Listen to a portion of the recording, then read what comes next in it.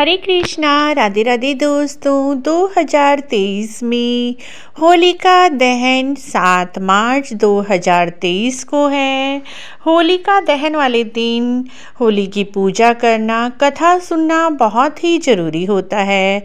इस वीडियो में हम आपसे होलिका के दिन सुनी जाने वाली सबसे पौराणिक कहानी सुनाने वाले हैं। आप इस कथा को पूरे दिन में से किसी भी समय सुन सकते हैं। होली भारत के सबसे पुराने पर्वों में से है। वह जितना पुराना है कि इसके विषय में ठीक से कहा नहीं जा सकता। इतिहास में बहुत सारी कथाएं होली के विषय में मिलती हैं। उन्हीं में से प्रहलाद और होलिका की कथा आज हम आपसे सुनाने वाले हैं मित्रों। होलिका की कथा इस प्रकार है। होली का त्यौहार भक्त प्रहलाद और होलिका की कथा से जुड़ा हुआ है। विष्णु पुराण की कथा के अनुसार प्रहलाद के पिता असुर राज हिरण्यकश्यप थे, जिन्होंने तपस्या की और तपस्या कर देवताओं से यह वरदान प्राप्त किया, वह ना तो पृथ्वी पर मरेगा, ना आकाश में, ना दिन में मरेगा, ना रात में, ना घर में मरेगा, ना बाहर।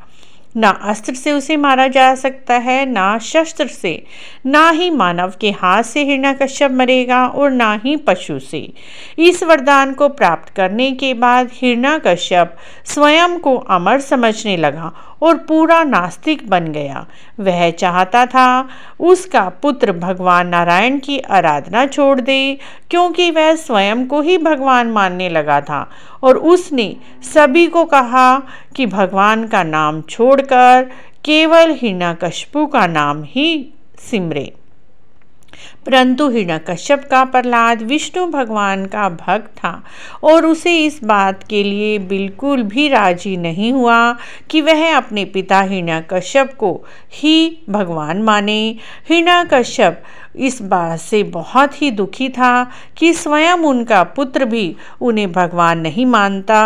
यदि उसने अपने पुत्र को दंड नहीं दिया तो यह सारा संसार भी उसे भगवान नहीं मानेगा। इसीलिए हिरण्यकश्यप ने प्रहलाद को मारने के लिए कई यातनाएं दी।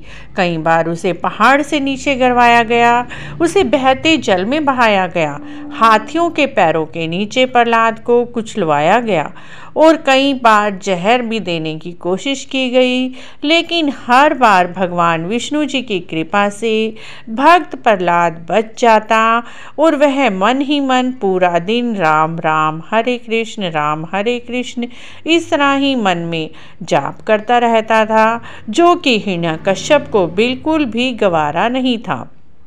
एक दिन हिरण्यकश्यप की बहन होलिका उससे मिलने के लिए आई। हिरण्यकश्यप ने अपनी बहन होलिका को बताया कि वह अपने पुत्र प्रहलाद से बहुत ज़्यादा दुखी है। तब होलिका ने अपने भाई हिरण्यकश्यप को एक सुझाव दिया। होलिका बोली, मुझे यह वरदान प्राप्त है कि मैं आग में नहीं जल सकती, क्योंकि मुझे तपस्या से एक ओढ़नी प्राप्त हुई है। उस ओढ़नी को ओढ़ने की वजह से आग मुझे छू भी नहीं सकती और मैं प्रहलाद को अग्नि में लेकर बैठ जाऊंगी। मैं तो बच जाऊंगी और प्रहलाद मर जाएगा। हिरण्यकश्यप को अपनी बहन होलिका का यह सुझाव बहुत ही अच्छा लगा। तब उन्होंने होलिका के साथ प्रहलाद को आग में बैठने का पूरा इंतजाम कर दिया। उस समय प्रहलाद अपनी माँ के हाथ से भोजन कर रहे थे। तभी हिरण्यकश्यप ने प्रहलाद को आज्ञा दी कि अग्नि में बैठने के लिए तैयार हो जाओ। लेकिन उनकी माँ अपने पुत्र से बहुत अधिक स्नेह करती थी। उन्होंने प्रेम वशीभूत होकर बहुत सारे खाने पीने का सामान डालकर एक माला तैयार की और प्रहलाद के गले में डाल दी और कहा, बेटा जब भी तुझे भूख लगे इस माला में से सामान तोड़कर खा लेना। इसीलिए माताएं इस दिन अपने बच्चों के गले में खाने पीने की वस्तुएं डालकर हार बनाती हैं और यह परंपरा सदियों से ही चली आ रही है, जिसे कंडी भी बोला जाता है या होली के हार भी बोला जाता है। उधर होलिका अपने भतीजे प्रहलाद को गोद में लेकर और ओढ़नी ओढ़कर बैठ गई। लेकिन भगवान भक्त की रक्षा करने के लिए स्वयं आए और ओढ़नी उड़ गई। होलिका उस अग्नि में जल गई और प्रहलाद भगवान की कृपा से बच गए। नारायण की कृपा से प्रहलाद का बाल भी बांका नहीं हुआ। इस घटना के बाद से होलिका का पर्व मनाया जाता है। होलिका बुराई पर अच्छाई की विजय को दर्शाती है। किस प्रकार भगवान ने स्वयं भक्त की रक्षा की। उधर भगवान ने भक्त की पग पग पर रक्षा की। तब एक बड़े से खंबे को गर्म किया गया और हिरण्यकश्यप ने अपने पुत्र प्रहलाद को कहा, तुम इस खंबे पर लिपट जाओ। भगत ने भगवान का नाम स्मरण किया। प्रहलाद ने देखा उस जलते हुए अग्नि के खंबे पर एक छोटी सी कीड़ी चल रही है। उसे पूरा विश्वास था जब इस अग्नि में तपे हुए खंबे से ये कीड़ी नहीं चल पाई तो मैं कैसे जल पाता हूँ। और उसने भगवान का नाम लेते लेते उस खंबे पर लिपट गया। खंबा तुरंत ही फट गया। उसमें से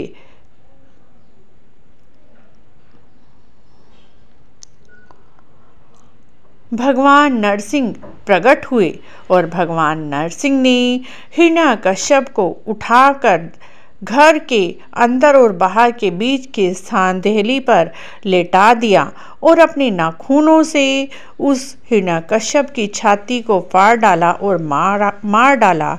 भगवान उस समय ना आधे मानव और आधे जानवर की आकृति में थे। जैसा हिरण्यकश्यप ने वरदान मांगा था उसी तरह से उसको मृत्यु प्राप्त हुई। वह ना तो सुबह का समय था ना शाम का, वह संध्या समय था। न रात थी न दिन था, वह शाम का समय था। न घर के बाहर न अंदर, बीच में उसका वध भगवान के हाथों हुआ। भगवान ना तो मनुष्य रूप में थे ना पशु रूप में, वह आधे मनुष्य और आधे पशु रूप में थे। न किसी अस्त्र से न शस्त्र से, बल्कि भगवान ने अपने नाखूनों से उसका वध किया। इस प्रकार हिरण्यकश्यप को मारकर अधोगति प्राप्त हुई और भक्त प्रहलाद की रक्षा हुई।